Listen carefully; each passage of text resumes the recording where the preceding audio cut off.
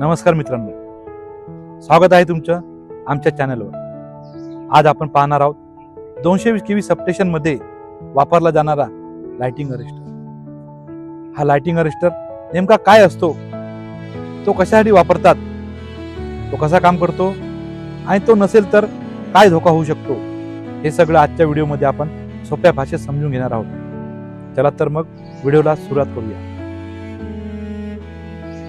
मित्रांनो, lighting arrester म्हणजे एक संरक्षण उपकरण आहे।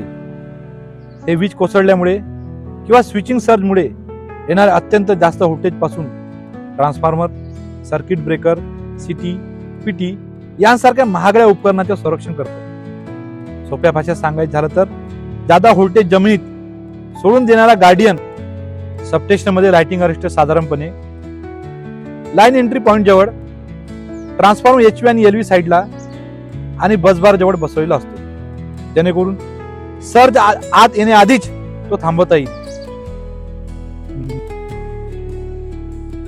लाइटिंग अरेस्टर मध्ये प्रामुख्याने खालील प्रकारे भाग असतात। एक मेटल ऑक्साइड वेरिस्टर, 2 पोर्सिलिन किंवा polymer housing, 3 top terminal, 4 bottom terminal आणि 5 अर्थिंग कनेक्शन। हे सगळे भाग मिळून अरेस्टर योग्य प्रकारे काम करतो।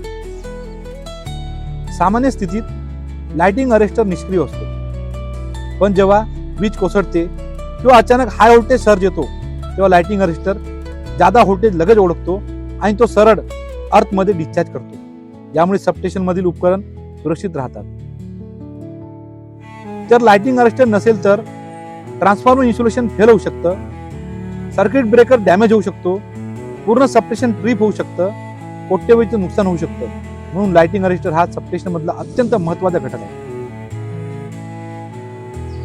लाइटिंग अरेस्टरवर काही महत्त्वाच्या टेस्ट केल्या जातात, त्या खालील प्रमाणे आहेत: IR value test, leakage current test, visual inspection आणि अर्थ रेजिस्टन्स चेक। या टेस्ट नियमित केल्या नाहीत तर अरेस्टर असूनही प्रोटेक्शन मिळणार नाही।